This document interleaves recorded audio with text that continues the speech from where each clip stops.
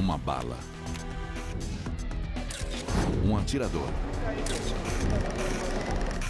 Uma conclusão oficial da qual 75% dos norte-americanos duvidam. A ideia de que alguém pudesse pegar essa porcaria e atirar num alvo móvel é ridícula. Oswald foi um assassino solitário ou um bode expiatório? Uma nova prova, não apenas uma, mas 3 tentativas de assassinato. Após 4 décadas, o assassinato de Kennedy permanece como uma das maiores histórias não contadas. Pistas perturbadoras sobre um golpe da máfia, uma farsa do governo. Nós temos documentos da CIA que comprovam. E um esquema presidencial que permitiu que isso acontecesse. Conspirações, o assassinato de JFK. Depois de examinar tudo, desde o local dos disparos até a própria arma, a comissão Warren, encarregada da investigação do assassinato do presidente John F. Kennedy, concluiu que ele foi brutalmente assassinado por Lee Harvey Oswald, um ex-fuzileiro descontente com laços soviéticos e simpatizante cubano. Ele agiu sozinho. Hoje, a maioria das bibliotecas jogou seus exemplares da comissão Warren e a maioria das pessoas acha que eles devem ir para a seção de ficção. Agora, os escritores Lamar Waldron e Tom Hartman expõem em seu livro Ultimate Sacrifice o que creem ser a verdadeira história por trás do assassinato de Kennedy. É uma nova versão da antiga teoria, foi a máfia. Mas os escritores insistem que o conhecimento da máfia sobre um plano secreto dos Kennedy para derrubar Fidel deu à máfia o disfarce perfeito. Eles conseguiram assassinar JFK e assim forçar Bob Kennedy e outros oficiais chaves do governo a acobertar informações cruciais a fim de proteger o plano de golpe. É uma teoria vista com atenção por outros pesquisadores de JFK. Embora alguns discordem da conclusão, eles reconhecem que é um cenário bem pesquisado. Waldron e Hartman passaram 2 décadas debruçados sobre milhares de documentos do governo e entrevistaram personagens chaves com revelações a fazer. Esta é a prova. 22 de novembro de 1963. O presidente Kennedy morreu aproximadamente a 1 hora, horário oficial, há cerca de 35 minutos. Enquanto o país estava envolto em choque e descrença, a milhares de quilômetros de Dallas, em um restaurante em Tampa, acontecia uma comemoração. O mafioso santo traficante ergueu sua taça e brindou o assassinato de John F. Kennedy. Para o mafioso Dom Carlos Marcello, em Nova Orleans, e para Johnny Rosselli, em Chicago, a notícia também era boa. A morte do presidente marca o fim da cruzada de Bob Kennedy contra eles. Uma campanha implacável que resultou em um número de ações contra o crime organizado 12 vezes maior do que em qualquer outra época. Carlos Marcello explicou assim: se cortassem a cauda do cachorro, matar Bob Kennedy, a cabeça do cachorro, JFK, viraria e morderia.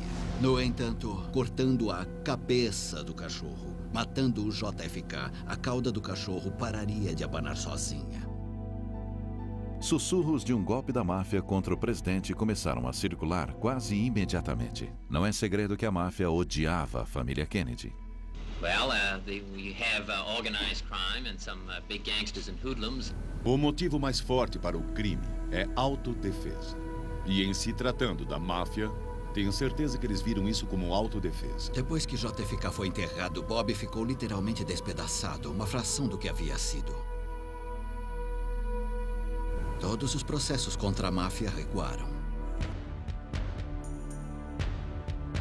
Bob estava em um jogo perigoso, perseguindo gangsters perigosos, enquanto sua família tinha um relacionamento complicado com eles.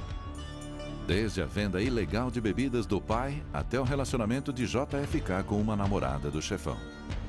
Mas outra ligação com a máfia viria a derrubar o presidente. Houve um acordo para usar a máfia para se livrar de Fidel.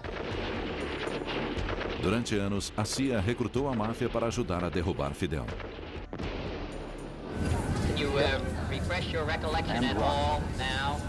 A cruzada da administração Kennedy contra a máfia foi um tapa na cara, uma traição. Foi a gota d'água. No verão de 1963, os elos distorcidos entre Cuba, a CIA e a máfia tornam-se a base para um complô para matar Kennedy. Mas uma decisão impensada dos próprios Kennedy seria o catalisador. Depois de inúmeras tentativas fracassadas da CIA para derrubar ou matar Fidel, como a desastrosa invasão da Baía dos Porcos, os irmãos Kennedy criaram seu próprio plano para eliminar Fidel de uma vez por todas. JFK enfrentava um dilema. Como ele deveria lidar com a situação cubana antes da campanha de 1964 decolar no começo do ano? Poucos oficiais da administração sabiam do plano. Entre eles, o secretário de Estado, Jim Rusk. Ficamos muito surpresos quando ele nos contou que John e Robert Kennedy se preparavam para executar um golpe contra Fidel Castro. Mas é um memorando da CIA de 28 de junho de 1963 que expõe a operação disfarçada. O codinome M-World. Kubark é o código para a CIA. P. Bruman, Cuba e Odiok, os Kennedy. Aqui nós temos uma arma que... Eles ecoavam chavões de Missão Impossível, a velha série de TV dos anos 60, em que o governo dizia que esses grupos tinham que estar baseados fora do continente norte-americano, mas que se os Estados Unidos fossem acusados de cumplicidade, eles certamente negariam o conhecimento sobre essas operações. Esse documento da CIA, que já foi secreto, revela a data marcada para o golpe, 1º de dezembro de 1963. Faltavam poucos meses. Bob Kennedy se esforçava para evitar que o presidente fosse ligado diretamente ao M-World. O próprio Bob encontrou os líderes exilados cubanos para planejar o golpe. Tudo estava sendo muito bem controlado pelo Bob. Ele queria impedir que o segredo vazasse, como no caso da Baía dos Porcos. Você deve ter uma imaginação. Restava pouca dúvida de que Bob comandava o show. Mas o que Bob não imagina é que a M-World não é o único show na cidade. Mesmo quando a CIA destacou agentes secretos para o plano do golpe dos Kennedy sem que os irmãos soubessem, a agência continuava a tramar em segredo com a máfia para matar Fidel. E é claro, esses complôs iam do sublime ao ridículo, como explodir charutos e depilatórios e outras coisas, mas também havia um sério cuidado dedicado às tentativas de assassinato, etc, etc.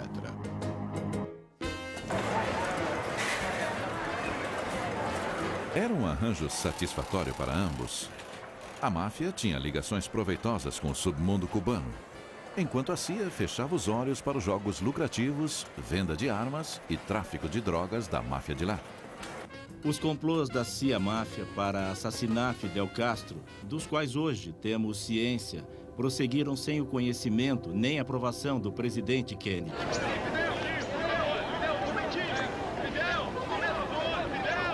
No comando de um contingente da máfia, ninguém menos que santo traficante, Johnny Rosselli e Carlos Marcello.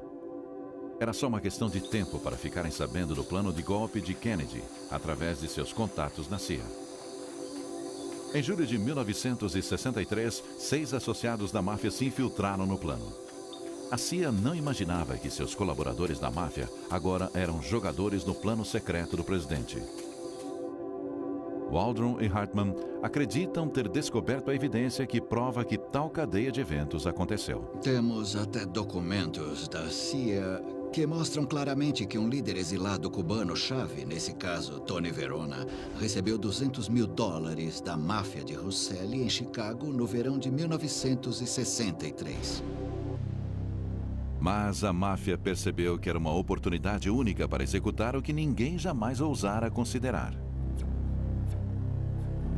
Sob a proteção da CIA, à sombra de um golpe secreto, nascia o complô de um assassinato presidencial. Alguma coisa aconteceu à comitiva. O Hospital Parkland foi avisado para se preparar para um ferimento a bala grave.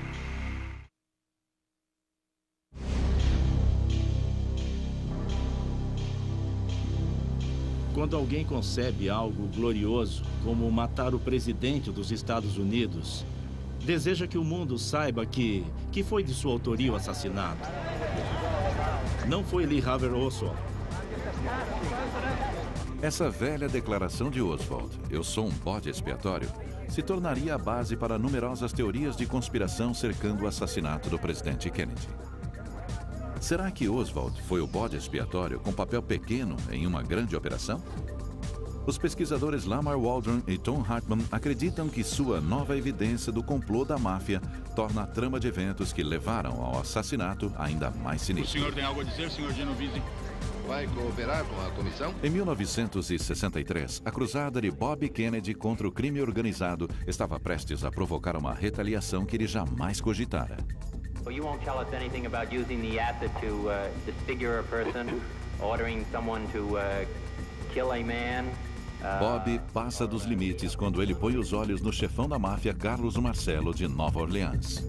Marcello era, segundo dizem, o chefe dos chefes, o chefão entre os chefões. E ele sempre dizia que se 3 pessoas conhecem um segredo e 2 delas estão mortas, não tem problema. Depois de ser submetido às audiências no Senado, à vigilância do FBI e até a deportação para Guatemala, Marcello volta escondido para os Estados Unidos, determinado a se livrar de Bob Kennedy. O chefe da máfia de Tampa, santo traficante, também estava na cruzada para matar Bob Kennedy. Durante anos, ele ficou escondido em seu outro reino da máfia, Cuba. Havana era a fonte número 1 de recursos da máfia antes do regime de Fidel Castro tomar o poder e enxotar a máfia dos cassinos de Havana. Ela deixava Las Vegas no chinelo, com toda certeza.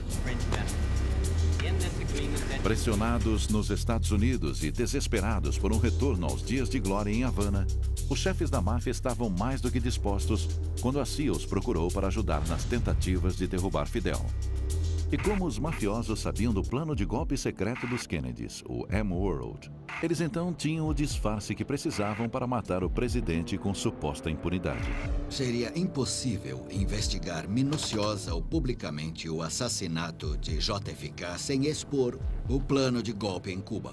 Se Fidel chegasse a saber do plano de golpe, isso poderia levar a outro confronto com os Estados Unidos, como o fiasco da Baía dos Porcos e a crise dos mísseis em Cuba, que quase levaram a uma guerra nuclear.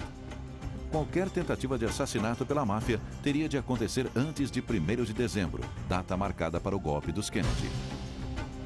O cenário perfeito. Um local público, um prédio alto e a comitiva em carro aberto. Em novembro de 1963, a oportunidade se apresentou. Não uma, mas 3 vezes. Não só havia uma provável conspiração para matar o presidente em Dallas, como uma antes em Tampa, no estado da Flórida, e uma outra anterior em Chicago. Os atiradores da máfia teriam matado o presidente. Mas a máfia precisava de alguém para levar a culpa. O motivo de os 3 chefões quererem um bode expiatório envolvido em cada uma das 3 tentativas contra John Kennedy num período de 2 semanas era desviar de imediato a atenção deles e jogar todas as suspeitas sobre Cuba. Através de suas conexões na CIA e na força policial, a máfia estudou a fundo sobre os homens de cada cidade, provavelmente para induzir a suspeita do governo e até mesmo uma possível detenção depois que o presidente fosse morto. E em Dallas, não havia melhor bode expiatório que Lee Harvey Oswald. Em Tampa, outro simpatizante de Fidel, Gilberto Lopes. E em Chicago, um ex-fuzileiro e fã de armas, Thomas Arthur Valley. Ele também tinha uma conexão cubana. Os antecedentes de Valley mostravam que ele havia sido treinado por cubanos anti-Fidel. Mas apenas 3 dias antes do presidente visitar Chicago, a máfia perde seu bode expiatório de lá.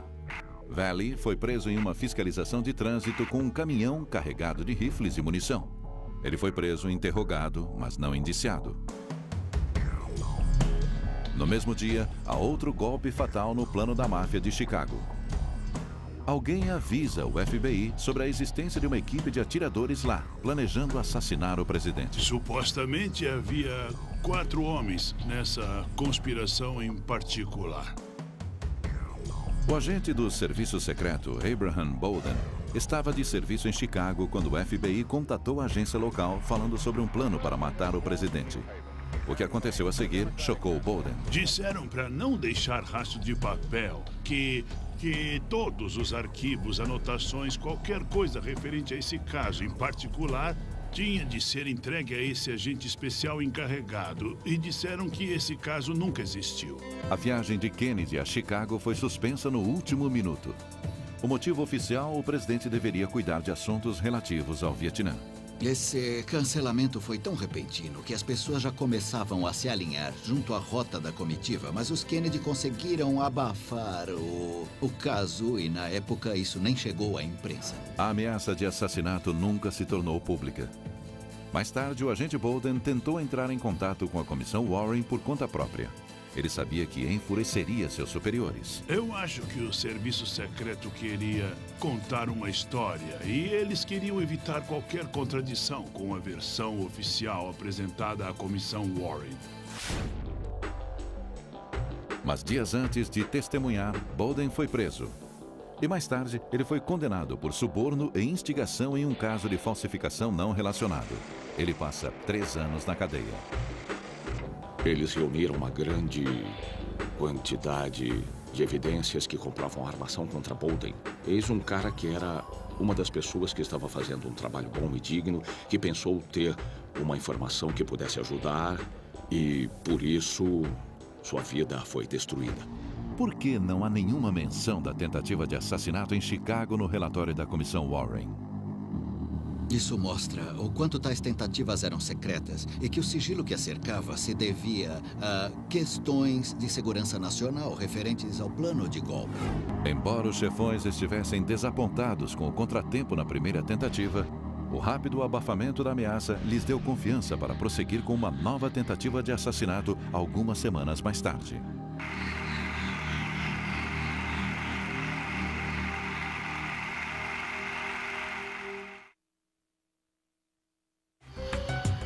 Uma tentativa de assassinato em Chicago, algumas semanas antes de Dallas. Como a comissão Warren pôde menosprezar a ocorrência? Os escritores Lamar Waldron e Tom Hartman acreditam que houve um grande esforço para impedir que a comissão conhecesse a fundo sobre o assassinato do presidente Kennedy. E a máfia sabia que a versão do plano bem intencionado para evitar a Terceira Guerra Mundial, para evitar o fim da vida na Terra, entraria em cena.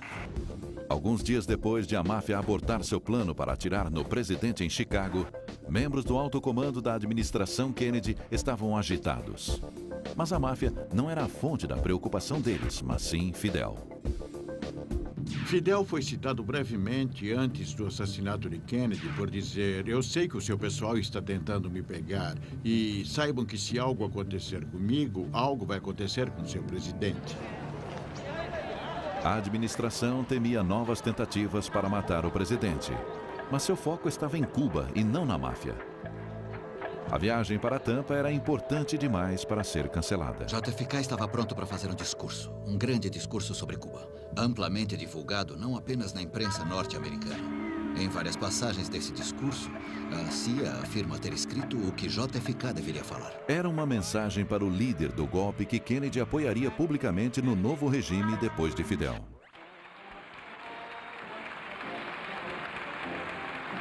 Mas pouco antes de Kennedy chegar a Tampa, a segunda tentativa de assassinato da máfia veio à tona, com a circulação dos boatos sobre o plano. A força policial confirmou o complô. Mas com a determinação do presidente em seguir viagem, isso não era consolo suficiente. Eles estavam muito preocupados. Com um prédio alto, Floridian Hotel, o prédio mais alto de Tampa, com ampla visão para uma longa curva à esquerda do percurso. Na verdade, ele lembrava muito um depósito de livros, só que mais alto, com muito mais janelas livres.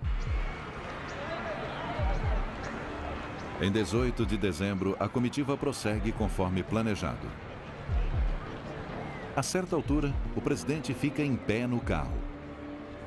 Isso não foi um desafio imprudente. Foi Jack Kennedy mostrando para um aliado em potencial em Cuba o seguinte: estamos com vocês, estou disposto a correr esse risco por vocês. É um sacrifício que estou disposto a fazer. Todos estavam tensos. Kennedy, a polícia, o serviço secreto. O que eles não sabiam é que o chefe da máfia, santo traficante, soubera do vazamento por seu informante na polícia. A tentativa de assassinato em Tampa foi cancelada antes mesmo de Kennedy entrar no carro. Senhoras e senhores, o presidente dos Estados Unidos. O resto da viagem do presidente seguiu conforme programado, para grande alívio dos Kennedy e para a frustração da máfia. Só restava uma chance para matar o presidente antes que o plano do golpe entrasse em ação: Dallas. No dia da chegada do presidente, o chefe da máfia, Johnny Rosselli, desaparece de repente da vigilância do FBI. 4 depoimentos não confirmados de informantes da máfia apontam Rosselli em Dallas no dia 22 de novembro de 1963. Eu não acho que ele ia pegar uma arma, correr para a rua e atirar em Kennedy caso não desse certo. Mas ele ia garantir que ninguém falharia. E havia mais alguém em Dallas. O proprietário de uma boate com um papel muito maior no assassinato do que o governo jamais admitiria. Jack Ruby era um gangster pequeno que se meteu com drogas, prostituição e outros ramos imorais durante várias décadas. De repente, Ruby recebe um pagamento misterioso de $7.000 e começa a falar em se mudar para a parte mais rica da cidade. Ele recebeu dos associados de Jimmy Hoffa, chefe corrupto dos caminhoneiros que tinha ligações profundas com a máfia, algumas semanas antes de Dallas.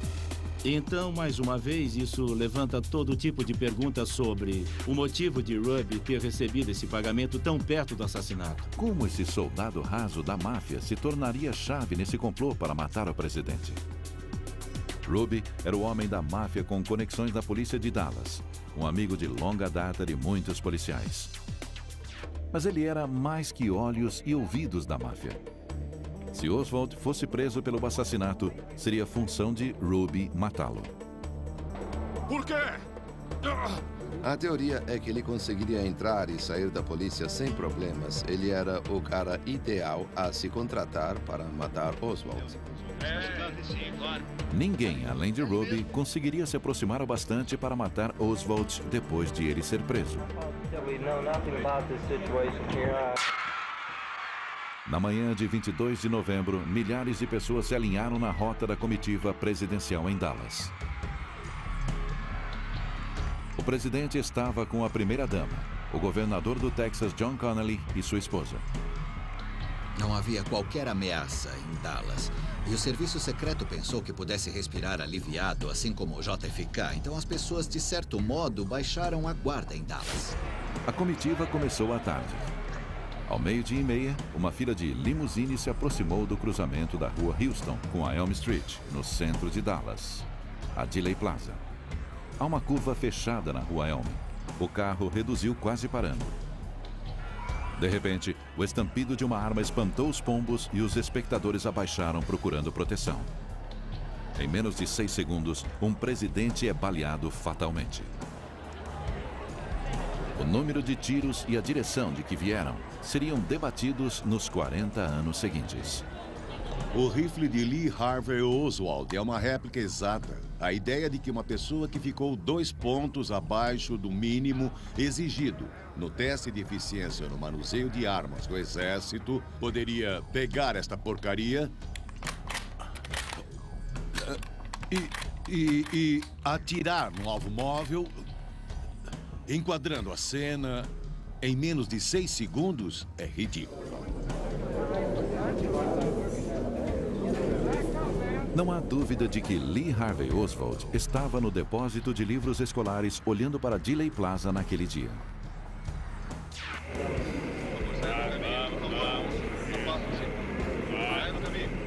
O caso da Comissão Warren contra Lee Harvey Oswald parece incontestável.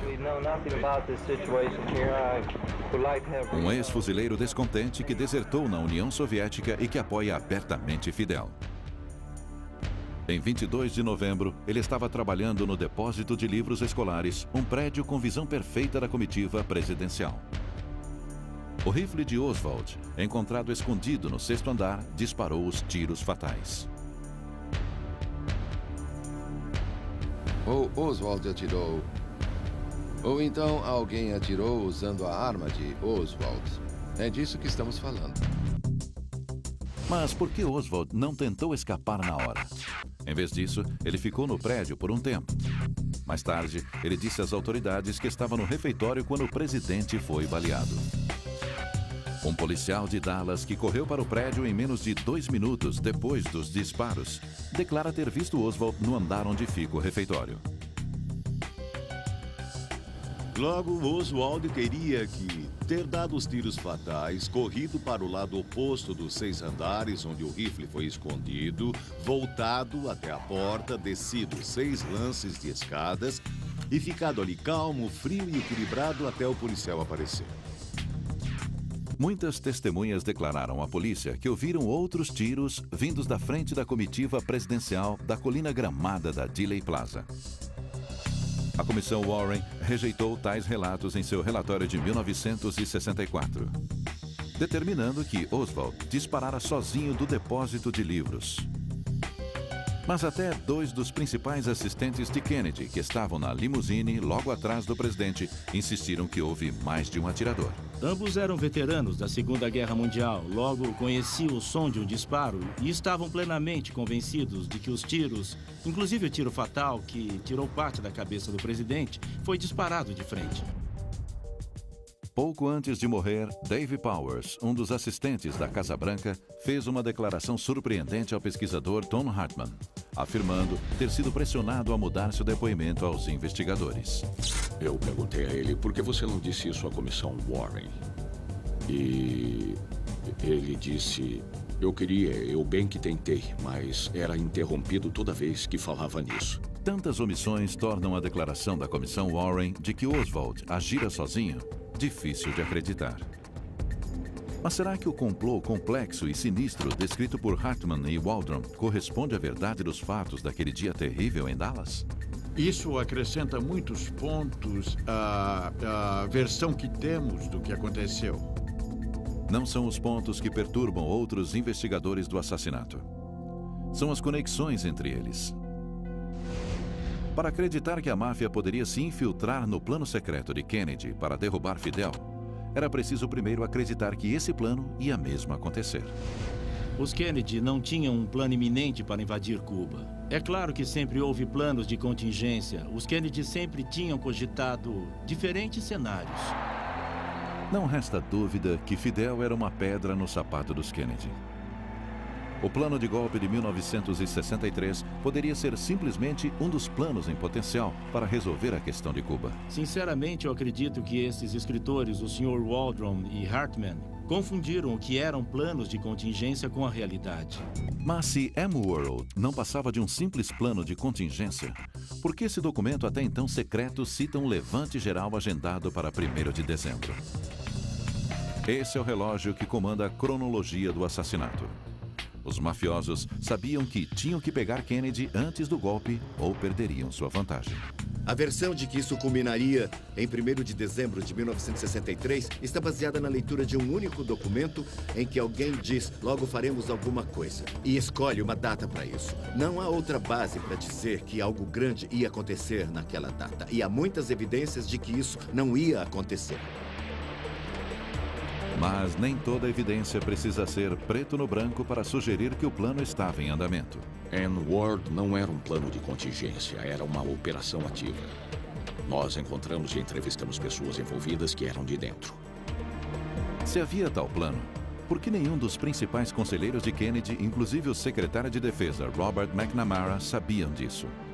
Eles acreditam que nem mesmo alguém do alto escalão do governo, como um secretário de defesa, estava sabendo desse plano dos Estados Unidos de invasão iminente. Eu acho um despropósito. Talvez não fosse uma questão de quem ficaria sabendo do plano, e sim quando. Há um memorando que cita uma reunião a ser marcada envolvendo pessoas como o McNamara e o secretário de Estado Rusk, que desconheciam que todos esses preparativos eram de fato um plano de golpe. Essa reunião ocorreria 3 dias depois da ida de JFK a Dallas. Mas se tudo isso for verdade, a máfia teria mesmo conseguido dar o golpe final? A máfia não era capaz desse tipo de estratégia política que foi imputada a ela naquele livro. A máfia acha que poderia se safar através de contatos em Washington, acreditando que eles acobertariam seu envolvimento no assassinato. já que uma investigação poderia expor o plano de golpe dos Kennedy em Cuba com o risco de uma guerra nuclear. A visão deles da máfia é um híbrido fantástico de Tony Soprano e Henry Kissinger. Mas o vasto império da máfia e conexões com o mundo policial atestam seu poder. Esses caras dirigiam impérios que competiam com a General Motors. Eles não eram caipirões da Sicília. E havia mais. Se Kennedy tinha mesmo um plano para derrubar Fidel, os mafiosos não iriam detê-lo. Eles aprovariam. A cidade de Havana era uma fonte de renda enorme para a máfia. Eles estavam desesperados para voltar. Então, por que será que a máfia mataria o presidente Kennedy às vésperas de um complô do governo norte-americano para se livrar de Fidel Castro? Para mim, isso não faz nenhum sentido. Não faria sentido se Havana fosse a única mina de ouro da máfia. Mas não era. Cuba era café pequeno. Eles estavam se dando bem em outros lugares, estavam construindo um império nas Bahamas, tinham se infiltrado em Las Vegas. Ou seja, para eles, Cuba era uma mosca nas costas de um elefante. Finalmente, há a figura de Lee Harvey Oswald como o bode expiatório da máfia. Lee Harvey Oswald não era um garoto da máfia. Ele a derrubou para os Kennedy. Eles teriam lhe dado uma medalha, mas ele não fazia aquilo por eles. Lamar Waldron insiste que há evidências que Oswald tinha laços com o mafioso Carlos Marcello. Investigadores do Congresso, no final dos anos 70, encontraram 6 pessoas que disseram que Lee Harvey Oswald trabalhava com o piloto de Carlos Marcello e o detetive particular de Carlos Marcello no verão de 1963. A chave para desvendar o mistério do assassinato e o envolvimento da máfia estava com o homem no centro de tudo. Lee Harvey Oswald.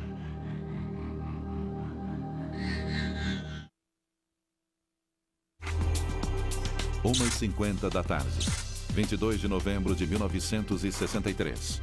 Um rapaz magro e pálido de 24 anos era preso em um cinema em Dallas. Logo, ele explodiria nos livros de história como o homem que matou JFK. Mas será que Lee Harvey Oswald foi mesmo o bode expiatório da máfia para matar o presidente? A inteligência militar concluiu que Oswald era incapaz de efetuar os disparos e de conseguir planejar o assassinato. Ele foi exatamente o que ele disse naquela noite na delegacia de polícia: um bode expiatório. Mas a teoria de assassinato da máfia pode ter um erro grave. Não há evidência de que Oswald tenha trabalhado para a máfia, para a CIA ou para Fidel Castro, conforme alegam outros pesquisadores. É por isso que o escritor Gerald Posner acredita que Oswald agiu sozinho. Ele era um jovem bravo e obcecado que tinha motivo, intenção e oportunidade para matar John F. Kennedy.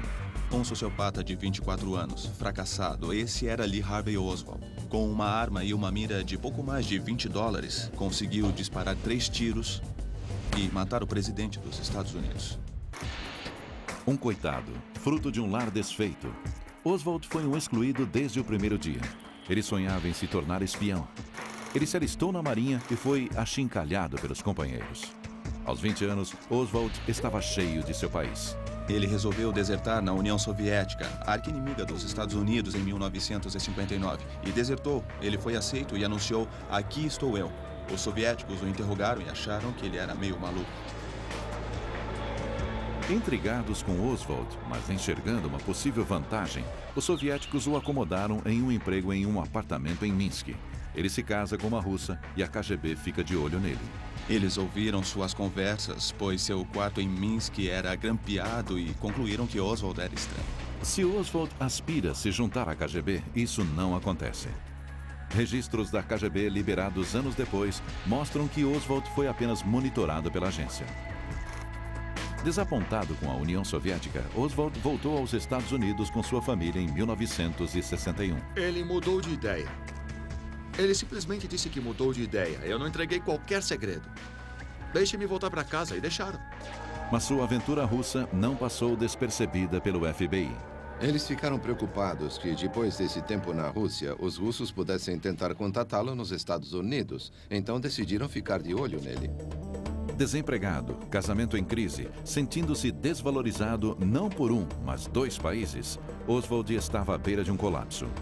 Ele comprou um rifle e uma pistola pelo correio. A esposa de Oswald, Marina, lembra-se de ter tirado essas fotos. Elas foram tiradas no quintal deles em março de 63. Oswald estava orgulhoso de suas armas. Esse homem não tinha medo de atirar em ninguém. O presidente não foi a primeira tentativa de assassinato de Oswald. 7 meses antes de Dallas, Oswald perseguiu o general Edwin Walker, um político de direita do Texas. Ele atirou no general em 10 de abril, quando Walker sentou-se próximo à janela em casa. Oswald acertou de raspão o braço de Walker. O tiro foi um mistério para a polícia de Dallas. Um caso só resolvido depois do assassinato de JFK. Eles tinham uma bala estilhaçada que atravessou a parede e entrou no outro cômodo. E no final foi o Oswald. Para Oswald, havia sido mais um fracasso. No verão de 1963, mais irritado e mais frustrado, Oswald provocou um confronto com um bando de cubanos anti-Fidel apoiados pela CIA. Ele foi preso e falou aos repórteres. Are you a Marxist? I would very definitely say that I am a Marxist. That is correct. But that does not mean, however, that I'm a communist. Poderiam os atos públicos pró-Fidel de Oswald selar seu destino como bode expiatório da máfia? Isso o coloca sob os holofotes que ele buscava e sob o radar da CIA. Na verdade, nunca se acreditou quando a CIA disse: "Oh, esse cara era só coisa de rotina, nós não sabíamos nada sobre ele. Agora sabemos que eles o observavam com cuidado." Mas isso teria ido mais longe que monitoramento? Oswald trabalhava para a CIA? Não existe qualquer evidência de que Oswald trabalhasse para a CIA. Em setembro, Oswald tentou emigrar para Cuba, mas os cubanos não o deixam entrar. Ele ficou arrasado. Para ele, foi a gota d'água. Ele ficou furioso. Em outubro e em novembro de 1963, o nível de frustração de Lee Harvey Oswald o deixou à beira de um colapso. Seu novo emprego no depósito de livros escolares no Texas forneceu um benefício inesperado para um homem frustrado com um assassinato na cabeça. Em 22 de novembro de 1963, ao 12:30, ele estava no lugar certo, na hora certa, para o tiro perfeito. Oswald, grande atirador? Não. Mas o bastante naquele dia? Sim. 3 tiros e apenas um foi o suficiente. Quando ele foi preso pela polícia de Dallas, ele fez somente comentários perturbadores.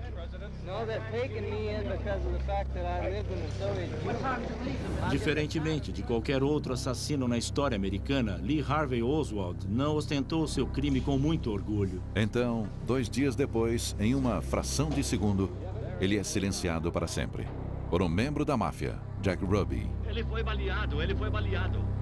Foi a morte de Oswald, o fato de não ter havido julgamento, que afastou a possibilidade desse caso ter sido resolvido.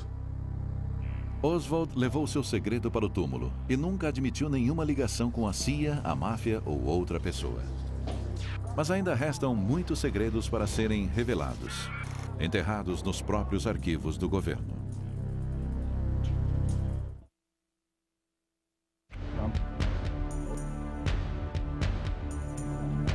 É muito difícil para o público e mesmo autoridades diferenciar o real do irreal quando se trata do assassinato de JFK e as diferentes teorias de conspiração. Lamar Waldron e Tom Hartman esperam que sua versão sobre os eventos se torne a definitiva. Não apenas pela teoria que eles propõem, e sim o que está por trás dela. Os 17 anos de pesquisa em milhares de documentos. Nossa busca, a vontade de participar da abertura de registros referentes ao assassinato de Kennedy, fez parte de uma ideia de que o governo deveria liberá-los. Mesmo assim, o governo não liberaria tais documentos por mais 20 anos, se não houvesse uma forte pressão. Hollywood. I hope the film stirs up some new thought and provides some new insight. Em 1991, o filme de Oliver Stone, JFK, A Pergunta que Não Quer Calar, causou alvoroço junto ao público que já desconfiava da versão do governo sobre o assassinato e trouxe à tona outras teorias como um complô da máfia para matar o presidente. O que Oliver Stone retratou ao público norte-americano através de seu filme, por enquanto pode não ser 100% verdade, mas está mais perto da verdade do que todas as histórias que ouvimos do governo. O grito do povo americano foi alto e claro. Abram os arquivos enquanto o próprio Stone testemunhava no Capitólio. Como resultado do filme de Stone, o Congresso aprovou o ato da coleção de registros do assassinato em 1992.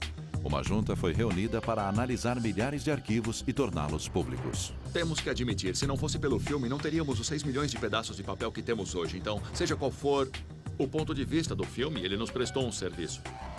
Apesar da farta documentação disponível na última década, somente alguns pesquisadores mergulharam fundo. Não basta dizer que é a terra dos malucos e doidos por conspiração. Nós temos que ir por esse lado, porque a maioria do povo norte-americano, a grande maioria, continua acreditando que houve uma conspiração por trás da morte do seu presidente. Mesmo assim, alguns investigadores duvidam que o mistério JFK seja resolvido. Há muitos pesquisadores que se agarram à esperança que, em algum ponto, eles investigarão um documento dos arquivos do governo que esclarecerá toda a questão de uma vez por todas, mas eu não sou um deles. 1 milhão de páginas permanecem trancadas nos cofres do governo. E elas não verão a luz do dia por mais uma década.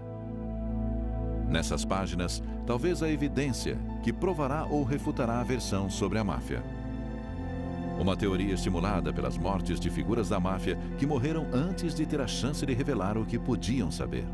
Depois de intimado para depor diante do Comitê Seleto da Câmara sobre assassinatos, o corpo de Johnny Russell foi encontrado em um tambor de óleo em Biscayne Bay. E ainda tem Ruby, que morreu de câncer em sua sede em Dallas, dizendo: tragam um chefe da Suprema Corte, eu tenho que falar com ele, tenho que contar uma coisa que ele precisa saber. Sem esse testemunho, os arquivos secretos remanescentes do governo são ainda mais cruciais. Um oficial do governo admitiu que mais de 1 milhão de arquivos da CIA relacionados ao assassinato permanecem em sigilo, supostamente até 2017, quando se espera que todos os documentos sejam liberados. O repórter do Washington Post Online, Jefferson Morley, está processando a CIA para conseguir os documentos sobre Lee Harvey Oswald. Documentos que durante anos a agência negou possuir. Esses arquivos existem, a CIA está com eles e briga na justiça até hoje, 42 anos depois do fato, dizendo: não precisamos dividir tudo o que sabemos sobre o assassinato de Kennedy. Quem sabe o que ainda podem conter esses arquivos escondidos? Se quisermos conhecer a história toda sobre o que aconteceu com John F. Kennedy em Dallas, precisamos ter todos os documentos. O governo deve reter os documentos remanescentes sobre o assassinato até 2017. Mas os pesquisadores de JFK pressionam por sua liberação. No livro, pedimos uma comissão da verdade que diga: vamos liberar o material. Vamos abrir e olhar para nós. Um bom começo seria abrir as portas para esse material.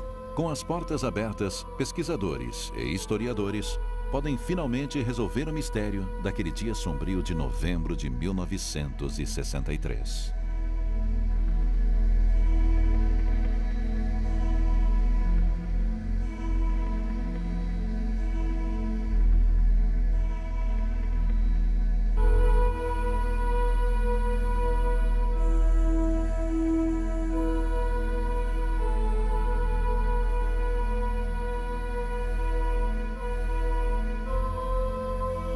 Versão brasileira, DPN Santos.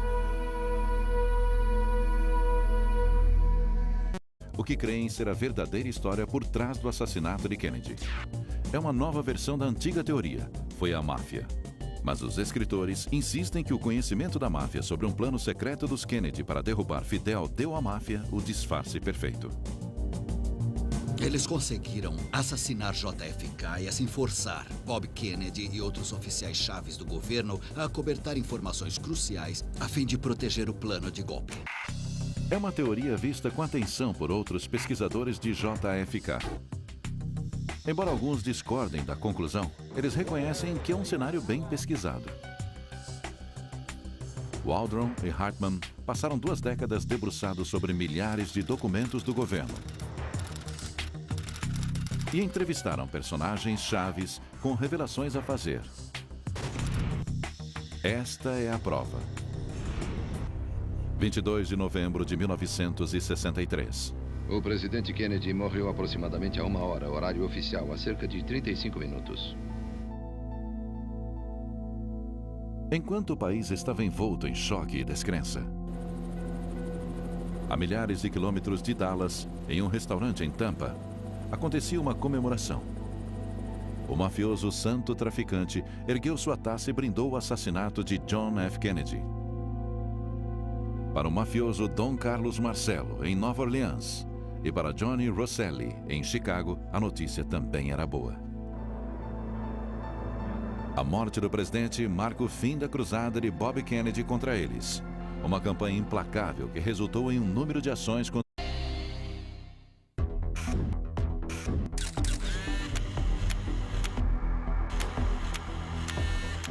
uma bala, um atirador, uma conclusão oficial da qual 75% dos norte-americanos duvidam. A ideia de que alguém pudesse pegar essa porcaria e atirar num alvo móvel é ridícula. Oswald foi um assassino solitário ou um bode expiatório? Uma nova prova, não apenas uma, mas 3 tentativas de assassinato. Após 4 décadas, o assassinato de Kennedy permanece como uma das maiores histórias não contadas. Pistas perturbadoras sobre um golpe da máfia, uma farsa do governo. Nós temos documentos da CIA que comprovam. E um esquema presidencial que permitiu que isso acontecesse. Conspirações, o assassinato de JFK. Depois de examinar tudo, desde o local dos disparos até a própria arma, a comissão Warren, encarregada da investigação do assassinato do presidente John F. Kennedy, concluiu que ele foi brutalmente assassinado por Lee Harvey Oswald, um ex-fuzileiro descontente com laços soviéticos e simpatizante cubano. Ele agiu sozinho. Hoje, a maioria das bibliotecas jogou seus exemplares da comissão Warren e a maioria das pessoas acha que eles devem ir para a seção de ficção. Agora os escritores Lamar Waldron e Tom Hartman expõem em seu livro Ultimate Sacrifice contra o crime organizado 12 vezes maior do que em qualquer outra época. Carlos Marcello explicou assim: se cortassem a cauda do cachorro, matar Bob Kennedy, a cabeça do cachorro, JFK, viraria e morderia. No entanto, cortando a cabeça do cachorro, matando o JFK, a cauda do cachorro pararia de abanar sozinha. Sussurros de um golpe da máfia contra o presidente começaram a circular quase imediatamente. Não é segredo que a máfia odiava a família Kennedy. Well, we have organized crime and some big gangsters and hoodlums. O motivo mais forte para o crime é autodefesa. E em se tratando da máfia, tenho certeza que eles viram isso como autodefesa. Depois que JFK foi enterrado, Bob ficou literalmente despedaçado, uma fração do que havia sido. Todos os processos contra a máfia recuaram. Bob estava em um jogo perigoso, perseguindo gangsters perigosos, enquanto sua família tinha um relacionamento complicado com eles. Desde a venda ilegal de bebidas do pai até o relacionamento de JFK com uma namorada do chefão. Mas outra ligação com a máfia viria a derrubar o presidente. Houve um acordo para usar a máfia para se livrar de Fidel. Durante anos, a CIA recrutou a máfia para ajudar a derrubar Fidel.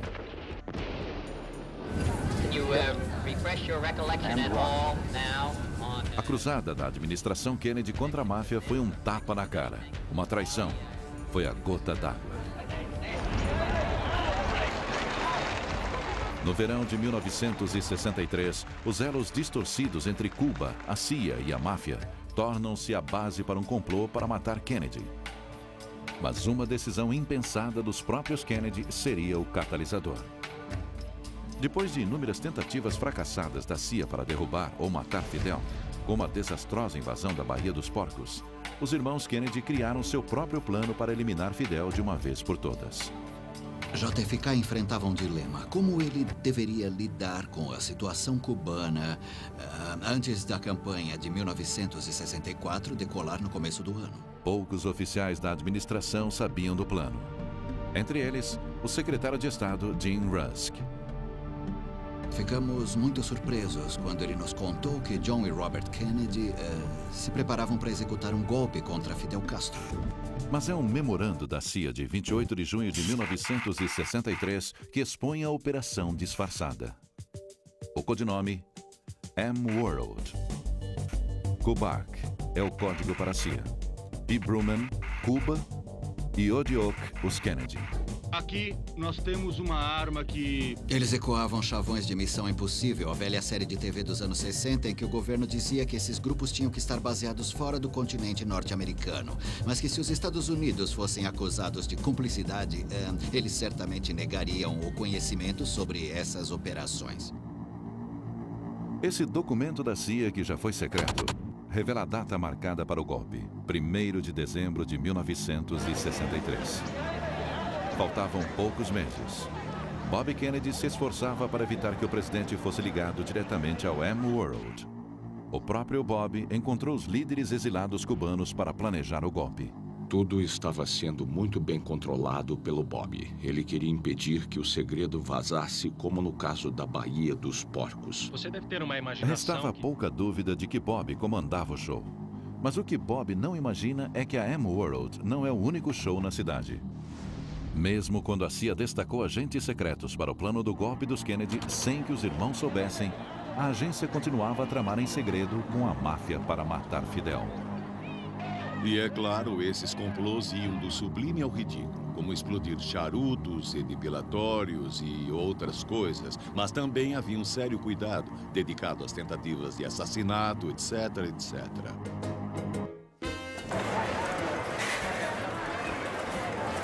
Era um arranjo satisfatório para ambos. A máfia tinha ligações proveitosas com o submundo cubano, enquanto a CIA fechava os olhos para os jogos lucrativos, venda de armas e tráfico de drogas da máfia de lá. Os complôs da CIA-máfia para assassinar Fidel Castro, dos quais hoje temos ciência, prosseguiram sem o conhecimento nem aprovação do presidente Kennedy.